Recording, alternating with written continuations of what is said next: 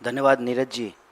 हमारे सम्मानित विनीत पुनिया जी, एनएसयूआई के राष्ट्रीय अध्यक्ष नीरज कुंदन जी और पत्रकार साथियों, आज हम आपको सुबह सुबह एक बहुत ही सीरियस कंसर्न के साथ बुलाए हैं, क्योंकि अक्सर ये होता है कि विश्वविद्यालय के चुनाव विश्वविद्यालय तक ही सीमित रहते हैं। छोटी मोटी जो है छात्र संगठनों के बीच आपसी झड़प, बहसबाजी, वाद विवाद, ऐसी चीज़ें होती रहती हैं। लेकिन पिछले कुछ दिनों में जो सीन दिल्ली विश्वविद्यालय में देखने को मिला है वो बहुत ही गंभीर है। और जैसा कि हमारे राष्ट्रीय अध्यक्ष ने कहा कि दिल्ली विश्वविद्यालय देश का एक ऐसा प्रतिष्ठित विश्वविद्यालय है जहाँ पर सिर्फ देश के ही नहीं, दूसरे देश के भी विद्यार्थी पढ़ने के लिए आते हैं। और आज बार बार जो है बीजेपी कहती है कि ये डिजिटल इंडिया है, तो इस तकनीकी क्रांति के दौर में कहीं की बात कहीं तक पहुंचती है। और जिस तरह से सोशल मीडिया पर वायलेंस के वीडियो वायरल हो रहे हैं, स्वाभाविक है कि जो बच्चे फर्स्ट ईयर में यहाँ पढ़ने के लिए आए हैं या जो थर्ड ईयर से में हैं यहाँ पढ़ रहे हैं, उन सब के परिवारों को चिंता होगी। तो इस संबंध में हम आपसे कुछ बातें रखना चाहते हैं। सबसे अव्वल तो ये आप लोगों ने सुना होगा, भगत सिंह ने कहा है कि बम और पिस्तौल कभी इनकलाब नहीं लाते, मतलब बम और पिस्तौल से बदलाव रोका भी नहीं जा सकता है।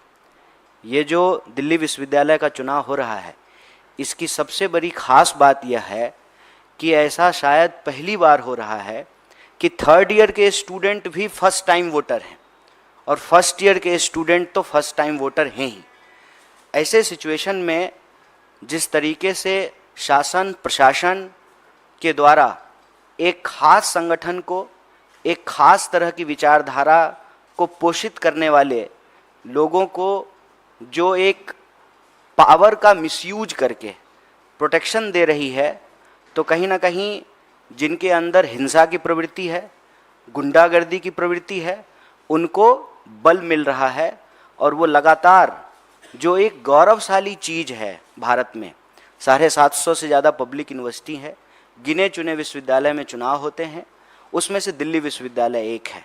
और ये छात्रों के लिए, विद्यार्थियों के लिए एक अहम वक्त है जब आप अपनी लोकतांत्रिक अधिकारों को समझते हैं, सीखते हैं, उसका इस्तेमाल करते हैं और एक जिम्मेदार नागरिक बनने की प्रक्रिया में यह महत्वपूर्ण भूमिका निभाता है।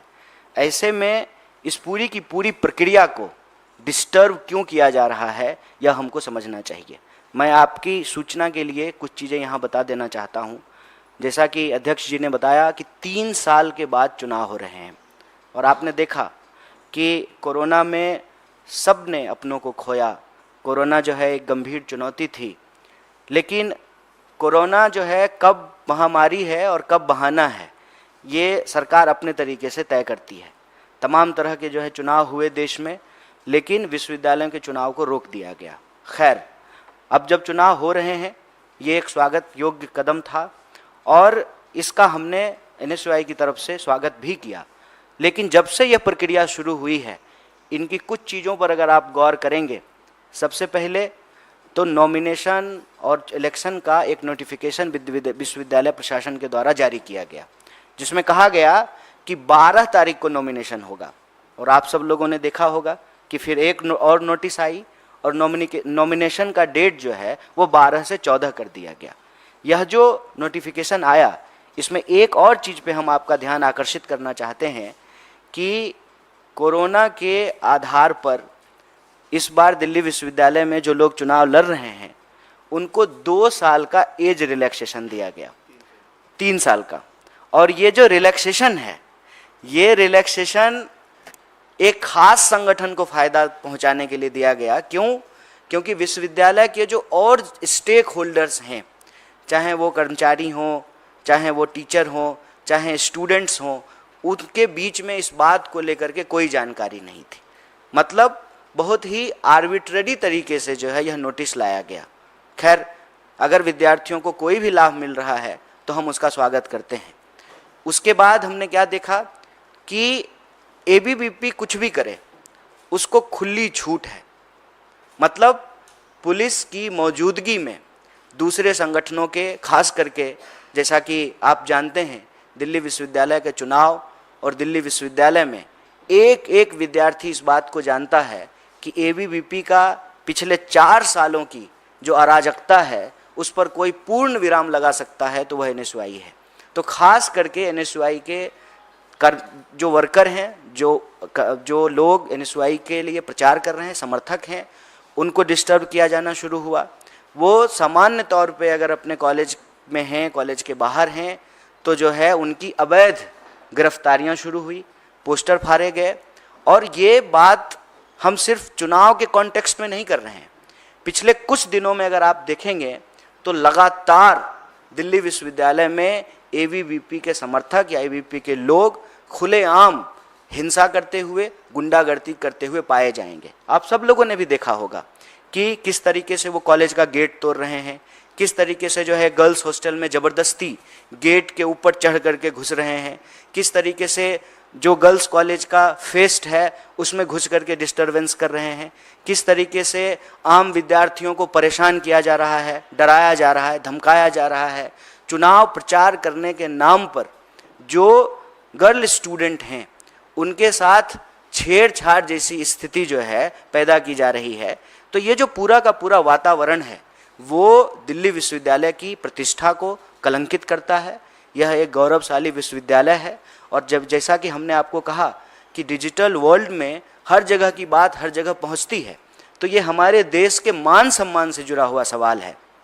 और देखिए सबसे इसमें खतरनाक बात क्या है कि कहते हैं ना कि चोरी और सीना जोड़ी, खुद वायलेंस कर रहे हैं, गेट तोड़ रहे हैं, विश्वविद्यालय कॉलेजों में ज़बरदस्ती घुस रहे हैं, दूसरे संगठन के जो वर्कर हैं उनको पीट रहे हैं, पुलिस जो है ज़बरदस्ती उनको डिटेन कर रही है।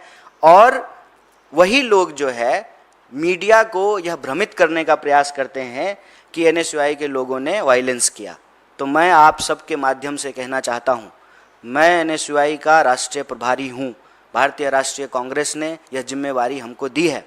आप एक भी व्यक्ति को लेकर के आइए जो एनएसयूआई का वर्कर हो, जिसने कोई भी हिंसा की हो, कोई गड़बड़ी की हो, हम कार्रवाई करेंगे।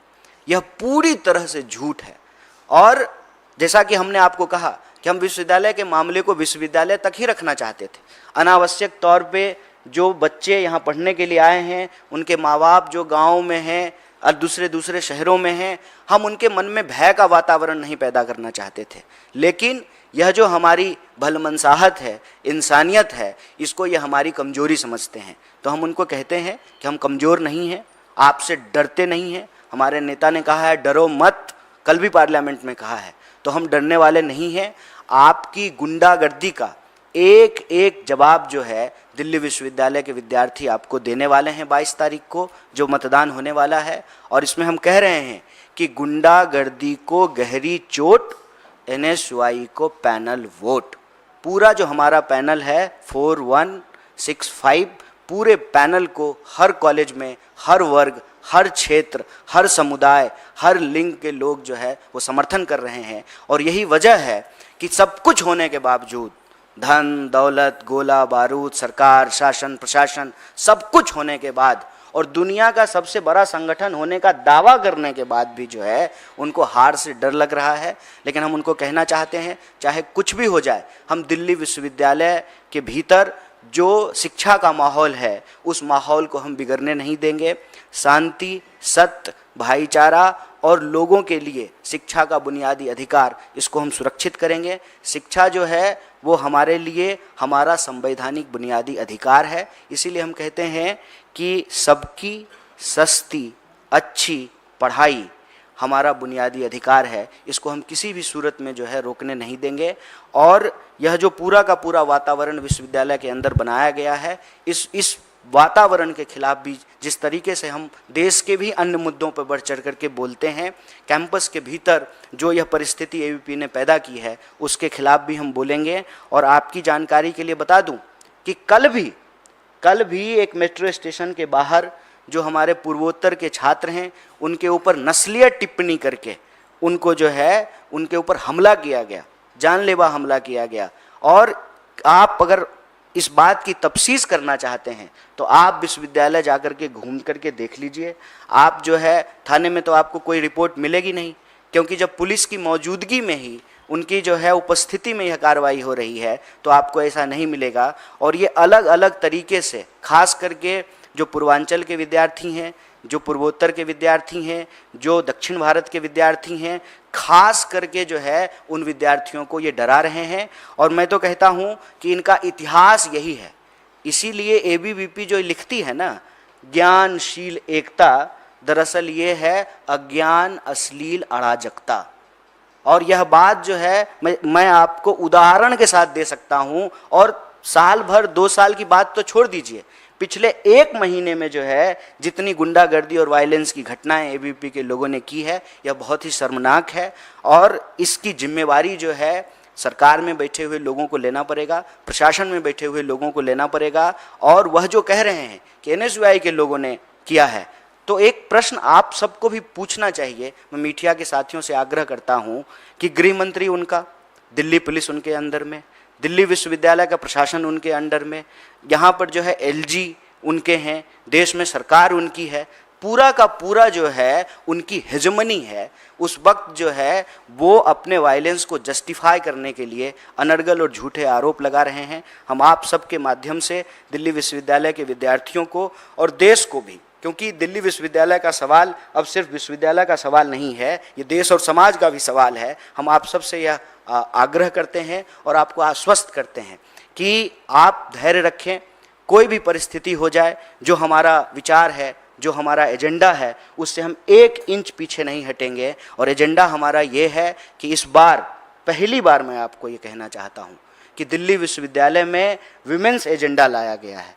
और उस एजेंडे की सबसे खास बात यह है कि महीने के 2 दिन, कम से कम 2 दिन जो मेंस्ट्रुअल लीव की बात की जा रही है, और इसको लेकर के दिल्ली विश्वविद्यालय की लड़कियों ने जिस तरीके से रिस्पॉन्ड किया है। खास बात यह है कि जब हमारे कैंपेनर कैंपेनिंग कर रहे हैं तो महिला शिक्षिका आकर के कहती हैं कि हमारे लिए तुम लोग क्यों नहीं कर रहे हो। तो जिस तरीके से समर्थन मिल रहा है हमारा स्टूडेंट सेंट्रिक एजेंडा को, जिस तरीके से कॉलेज के भीतर जो एनएसयूआई से जुड़े हुए लोग नहीं हैं, रेगुलर स्टूडेंट हैं, पढ़ने वाले विद्यार्थी हैं, जो क्लास करते हैं, लाइब्रेरी जाते हैं, घर से आते हैं, वापस घर को जाते हैं, वो तमाम विद्यार्थियों का एक व्यापक सपोर्ट मिल रहा है। क्योंकि हमारा जो एजेंडा है उसमें हम राजनीति नहीं खेल रहे हैं। हमारे लिए ये नहीं है कि दिल्ली विश्वविद्यालय का चुनाव जीतें और तुरंत से जो है भाजपा में मंत्री बनने का जो है विकल्प खुला हुआ है। जो सरकार में होते हैं उनके प्रति यह आकर्षण स्वाभाविक है, लेकिन हम तो विपक्ष में बैठे हुए हैं और लगातार इस देश के मुद्दों पर बात कर रहे हैं। और आप हमारे पैनल को भी देखिए, हमारा पैनल साधारण किसान बैकग्राउंड के बच्चे हैं जो स्कॉलरशिप से पढ़ करके दिल्ली विश्वविद्यालय में पढ़ने के लिए आए हैं। और हमारा जो पॉजिटिव एजेंडा है, जो पॉजिटिव वाइब है, उससे व्यापक तरीके से विद्यार्थी भी जुड़ रहे हैं और विद्यार्थियों की सेवा करने वाले लोग भी जुड़ रहे हैं। और हमारा जो पैनल है उसमें एक लड़की के पिताजी जो है वो आर्मी में थे, माताजी उनकी जो है किसान हैं, तो वो समझते हैं कि सेवा का क्या मतलब होता है। इसीलिए हमने कहा कि चाहे देश में कोई भी इश्यूज हो, मणिपुर की अगर आप बात करें तब भी ये चुप रहे, महिला पहलवानों की बात करें तब भी ये चुप रहे, विश्वविद्यालय का बजट कट किया गया तब भी ये चुप रहे, हर साल जो डूसू का बजट था उसका क्या हुआ, दिल्ली विश्वविद्यालय ने उस बजट को क्या किया, उस पर भी ये चुप हैं। और जब चुनाव नज़दीक आ गया है, इनको लगता है कि हम हार जाएंगे और सरकार में जो बैठे हुए लोग हैं उनके सामने एबीवीपी के जो नेता हैं उनकी इज्जत जो है वो दांव पे लगी हुई है। तो जो उनका असली कैरेक्टर है ना, कहते हैं ना कि परीक्षा के वक्त लोगों का असली चरित्र बाहर निकल जाता है, तो ये जो ज्ञानशील एकता का दावा करने वाले हैं उनकी अज्ञानता, अश्लीलता और अराजकता सामने आ गई है। क्यों? क्योंकि उनके सामने एक डेमोक्रेटिक पैनल है, जो पैनल इस बात को सुनिश्चित करने की कोशिश कर रहा है कि चुनाव का परिणाम चाहे जो भी हो, हम विद्यार्थियों के लिए जैसे सतत लड़ते रहे हैं हम आगे भी लड़ते रहेंगे। और आप लोगों के नोटिस के लिए बताना चाहता हूँ, जब पहलवान आंदोलन हो रहा था ठीक उसके बगल में जो नॉर्थ ईस्ट के स्टूडेंट थे वो बगल में बैठे हुए थे और उनके ऊपर किसी का ध्यान नहीं जा रहा था।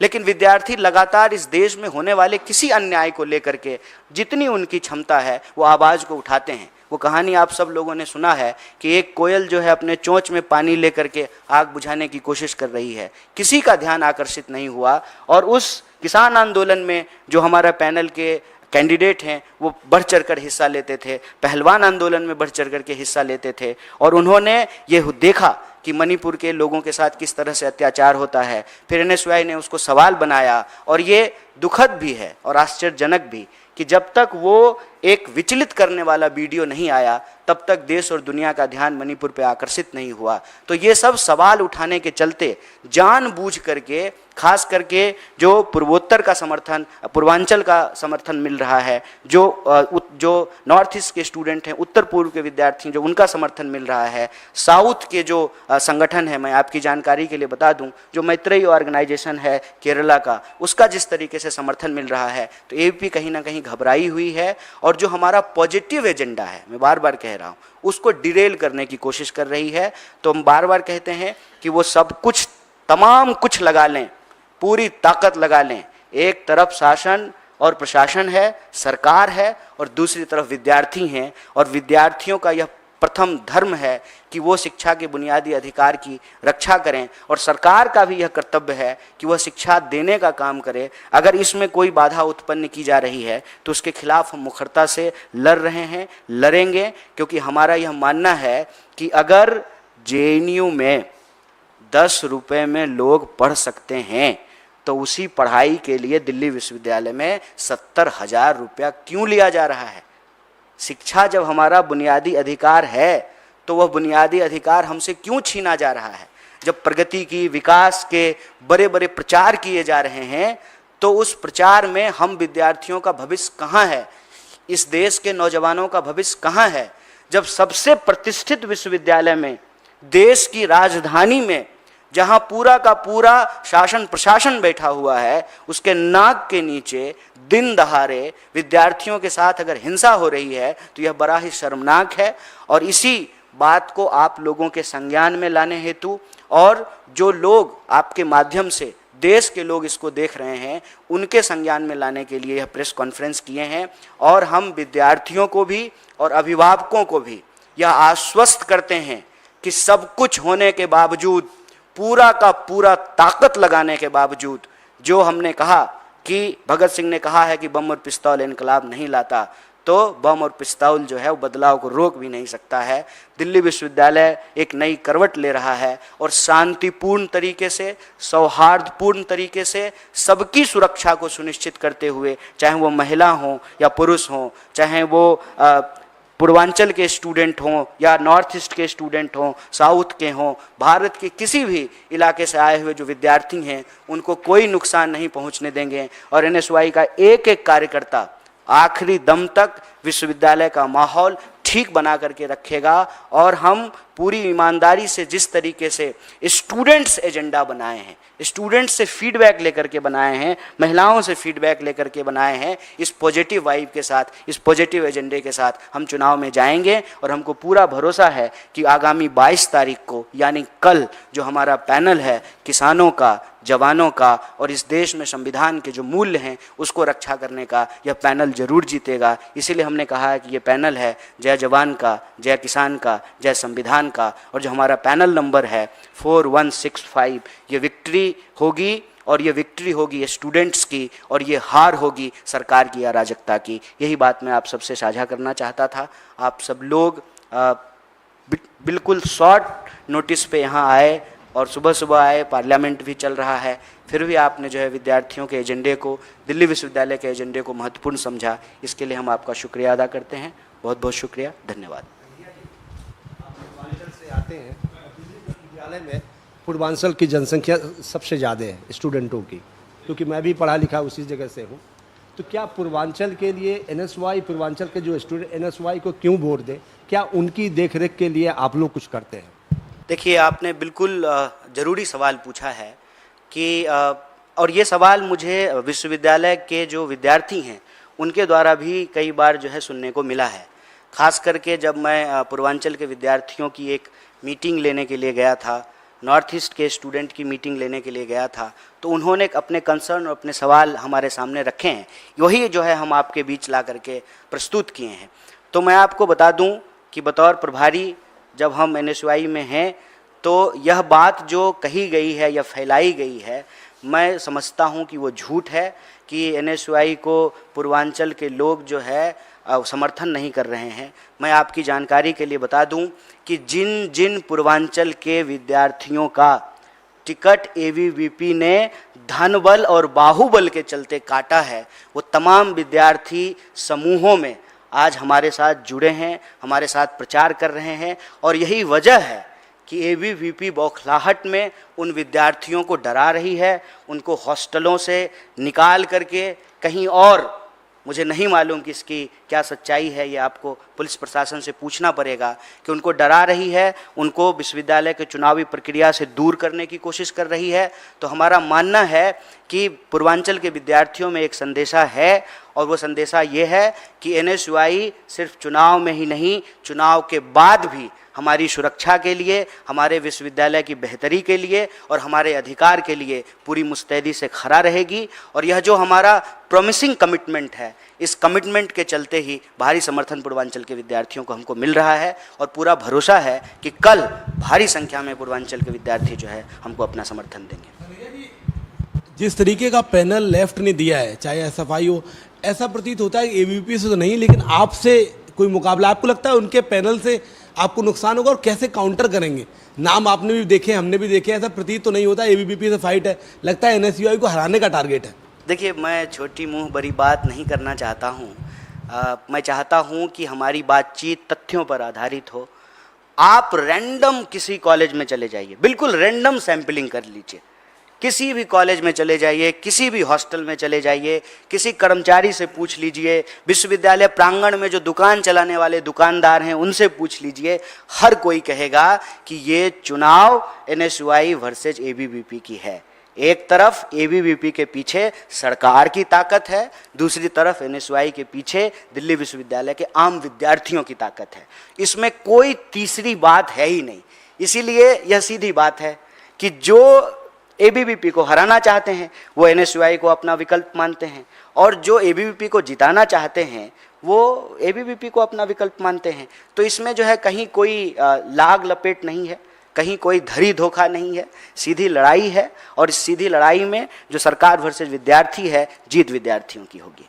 एक और सवाल ऐड ऑन करना चाहूंगा, महिला आरक्षण विधेयक आ रहा है, DU के जो स्टूडेंट होते हैं यूनियन, आप JNU से पढ़े हैं, बड़े लेवल की राजनीति कर रहे हैं, आपको लगता है कोई इम्पैक्ट मिलेगा ABVP को इसका? क्योंकि ABVP के नेताओं से मैंने बात की, वो कह रहे हैं कि हम इसका प्रचार जोर शोर से कर रहे हैं कि ये जो आप आज ये जीतेंगे, कल आगे जाकर आपको संसद में इस कोटे का फायदा मिलेगा, आप सांसद बनेंगे। देखिए, बड़ा महत्वपूर्ण सवाल आपने पूछ दिया। महिला आरक्षण तो एक बात है, लेकिन महिला प्रतिनिधित्व का जहाँ तक सवाल है, मैं आपको परसाई जी की एक बहुत ही मशहूर व्यंग रचना है, भेड़ और भेड़िया, आग्रह करूँगा कि एक बार उसको देखिएगा।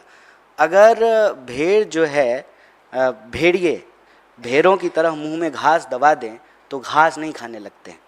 आप देखिए कि इनका चाल चरित्र क्या है, इनका ट्रैक रिकॉर्ड क्या है, सच्चाई क्या है। एक भी महिला अध्यक्ष नहीं बनी है ABVP की, और हमारी राष्ट्रीय अध्यक्ष भी बनी है। और दिल्ली विश्वविद्यालय में सबसे ज़्यादा लड़कियां अगर किसी के टिकट पे, किसी के द्वारा अवसर दिए जाने पे दिल्ली विश्वविद्यालय का प्रतिनिधित्व की है तो उस संगठन का नाम NSUI है। और सिर्फ दिल्ली विश्वविद्यालय में ही नहीं, उनमें से जो लोग राजनीति को अपना सेवा भाव समझ करके आगे पार्टी में योगदान करना चाहते थे, वह सब सक्रिय राजनीति का हिस्सा हैं। मैं नाम लेना शुरू करूंगा तो कुछ नाम छूट जाएंगे, इतने नाम हैं। और दूसरी बात, देखिए, विचारधारा कहीं ना कहीं आपके व्यवहार में आ जाती है। रामचरितमानस में भी लिखा हुआ है ना, जाको रही भावना जैसी प्रभु मूरत देखई तिन तैसी। आनन फानन में ये महिला का समर्थक होने का दावा तो कर रहे हैं, सच्चाई क्या है? सच्चाई ये है कि RSS का कोई भी सरसंघ चालक जो है वो महिला नहीं बनी है। और जो हम तो कहते हैं कि कम से कम इस बीजेपी से पिछली बीजेपी थोड़ी ज़्यादा अच्छी थी, कि कम से कम वहाँ पे सुषमा स्वराज जी जो है एक प्रोमिनेंट फेस थी। अब क्या है, अब तो हर किसी को एक ही टास्क दिया गया है कि आपको बस नमो नमो करते रहना है। तो ये जो ट्रैक रिकॉर्ड है, उस ट्रैक रिकॉर्ड को अगर आप देखेंगे तो एनएसयूआई हमेशा से जो है महिलाओं के हक में खड़ा रहती है और प्रोग्रेसिव चीज़ें लेकर के आती है। मैं कह रहा हूँ पहली बार विमेंस एजेंडा हम लेकर के आए हैं। एबीवीपी जो है आनन फानन में पता नहीं कुछ लाई है कि नहीं लाई है, लेकिन वो इस बात से रैटल्ड बहुत है कि जो डिमांड हम स्टूडेंट से फीडबैक के आधार पर लेकर के आए हैं कि महीने में 2 दिन, 4 महीने का सेमेस्टर है तो आप महीने में 2 दिन के हिसाब से उनको लेक्चर में एग्जम्पशन दे दीजिए। जो कठिन दिन हैं पीरियड के, जो माहवारी के, जो उसमें उनको जो है यह रिलैक्सेशन होना चाहिए कि अगर उस जो है शारीरिक परिस्थिति के चलते जो नेचुरल है, अगर उनका लेक्चर छूटता है तो जो मैंडेटरी 75% अटेंडेंस होता है उसमें उनको जो है लेक्चर का एग्जम्पशन मिले। और अब तो मैं समझता हूं कि लॉकडाउन के बाद बहानेबाजी का भी कोई जगह नहीं है। पूरी दुनिया जो है वर्क फ्रॉम होम से चली, तो जो है लेक्चर भी वर्क फ्रॉम होम हो सकता है। तो महिलाएं लगातार चुनौतियों का सामना करते हुए बराबरी से पुरुषों के कंधे से कंधे मिला करके खड़ी हुई है। लेकिन जो उनका एक बर्थ राइट है, जो नेचुरल है, उनमें उनकी कोई गलती नहीं है, उसी से सृष्टि, उसी से संसार चलता है। तो उसको जो है अछूत बनाने की बजाय उसको हमको नीति निर्धारण का हिस्सा बनाना चाहिए। इसीलिए हम महीने में 2 दिन जो है मेंस्ट्रुअल लीव की बात कर रहे हैं। और भारी तौर पे जो विद्यार्थी हैं उनसे हमको समर्थन मिल रहा है। और यही वजह है कि एबीवीपी अनर्गल जो है वो आरोप लगाती है। इस आरोप में कोई दम नहीं है। हमने कहा कि आप उनका और हमारा ट्रैक रिकॉर्ड उठा करके देख लीजिए।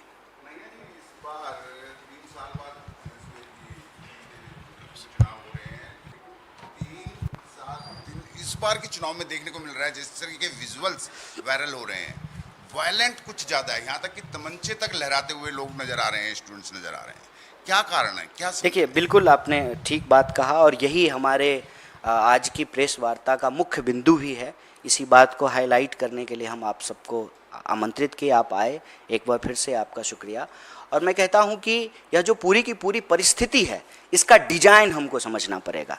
परिस्थिति ये है कि जब शासन और प्रशासन किसी खास संगठन के तथाकथित कार्यकर्ताओं के पीछे खड़ी हो जाएगी, तो जो मनचले टाइप के हैं, जो गुंडे टाइप के हैं, जिनका पढ़ाई लिखाई से कोई वास्ता नहीं है, बस वो नेता को वीडियो दिखा करके अपना नंबर बनाना चाहते हैं कि देखिए जी साहब, हमने जो है एनएसयूआई के कार्यकर्ताओं को पीट दिया है, अब हमको वार्डर का टिकट कंफर्म कर दीजिए। या जो वार्डर वो जिस एमएलए क्षेत्र में है, वहाँ का एमएलए जो है वो बीजेपी के ऊपर बैठे हुए नेताओं को कहेगा कि साहब हमने आज एनएसयूआई के लोगों को पीट दिया है। तो ये नंबर बनाने की जो है आपाधापी पैदा हो गई है। और इसमें सबसे दुखद और शर्मनाक ये है कि विश्वविद्यालय प्रशासन की तरफ से ये कहा गया, आप सब इस पे विचार कीजिएगा कि कितनी चिंताजनक है, कि उन्होंने कहा कि ये तो हर चुनाव में होता है, आपको कार्रवाई करनी चाहिए, आपको वैसे लोगों को पकड़ना चाहिए। दिल्ली पुलिस जो है आपके अंडर में है, सरकार के अंडर में है, भाजपा सरकार के अंडर में है, गृह मंत्री के अंडर में है, उनको उनके ऊपर कार्रवाई करनी चाहिए। रादर देन उस पर कार्रवाई करने के आप कह रहे हैं ये तो होता है।